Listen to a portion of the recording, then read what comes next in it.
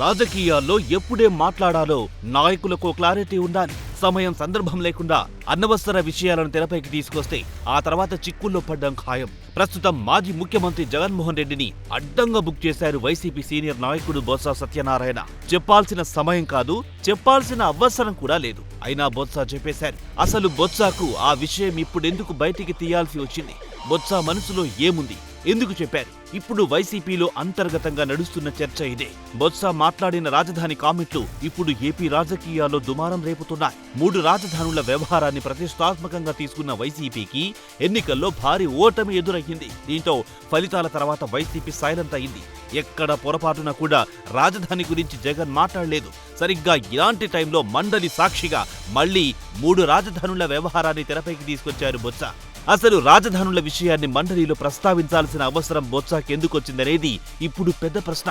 నిజానికి వైసీపీ ఓటమికి కారణాలు వెతికితే అన్నింటికంటే టాప్ లో ఉంటుంది రాజధాని వ్యవహారం. నిద్రలేపి అడిగిన చాలా మందికి ఇదే రీజన్ చెబుతారు. అందులో ఎవ్వరికి ఎలాంటి అనుమానం లేదు. అయితే ఇప్పుడు మళ్లీ అదే రాజధాని అంశాన్ని వైసీపీ ఎందుకు తెరమీదికి తీసుకొచ్చిందనేది రాష్ట్ర రాజకీయాల్లో హాట్ టాపిక్ గా మారింది. వైసీపీ ఓటమికి అతిపెద్ద కారణమైన 3 రాజధానుల వ్యవహారాన్ని బొత్స మళ్లీ ఎందుకు ప్రస్తావించారనేది తీవ్ర చర్చకు దారితీస్తోంది. ఓవైపు ప్రభుత్వం ప్రవేశపెట్టిన బడ్జెట్పై మండలిలో చర్చ జరుగుతున్న సమయంలో బొత్స రాజధాని ప్రస్తావన తీసుకొచ్చారు.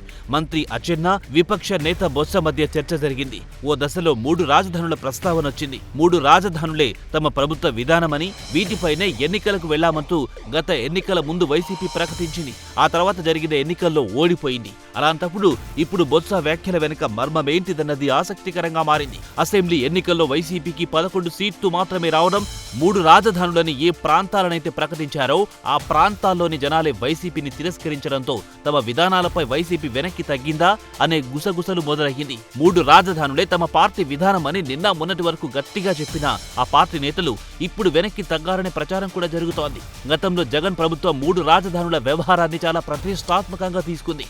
అమరావతిని శాసన రాజధానిగా కొనసాగిస్తూనే విశాఖను కార్యనిర్వాహక రాజధానిగా, కర్నూలును న్యాయ రాజధానిగా బదలాయించాలని భావించారు. అయితే ఇప్పుడు బొత్స వ్యాఖ్యలతో 3 రాజధానుల వ్యవహారం యూటర్న్ తీసుకోవడం ఖాయమా అనే చర్చ మొదలైంది. అసెంబ్లీని జగన్ సహా వైసీపీ ఎమ్మెల్యేలు బాయ్కాట్ చేయడంతో మండలిలో విపక్ష నేతగా ఉన్న బొత్స సమావేశాలను లీడ్ చేస్తున్నారు. కానీ ఏ ఉద్దేశంతో చేశారో తెలియదు. మరి రాజధాని వ్యవహారంపై బొత్స చేసిన వ్యాఖ్యలు వైసీపీని సెల్ఫ్ డిఫెన్స్ లో పడేశాయనే అభిప్రాయం వ్యక్తమవుతోంది. వైసీపీ హయాంలో 3 రాజధానుల విధానాన్ని తెరపైకి తెచ్చిన అమరావతి రైతులతో పాటు కూటమి పార్టీలు తీవ్రంగా వ్యతిరేకించాయి.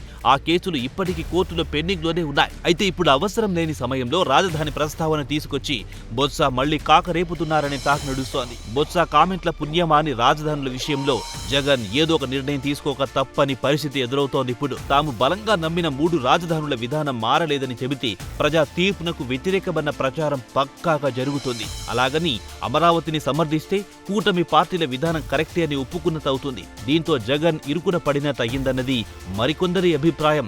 అసలే ప్రస్తుతం వైసీపీలో జగన్మోహన్ రెడ్డిని మించి ఎక్కువగా యాక్టివ్గా పనిచేస్తుంది బొత్స అని అనడంలో ఎవ్వరికి ఎలాంటి సందేహం లేదు. ఇలాంటి పరిస్థితుల్లో బొత్స సత్యనారాయణ జగన్ని ఇరకాటంలో నెట్టేసే వ్యాఖ్యలు చేయడం వెనుక ఎలాంటి ఉద్దేశం దాగుందోనని పొలిటికల్ కారిడార్లో రకరకాలుగా మాట్లాడుకుంటున్నారు.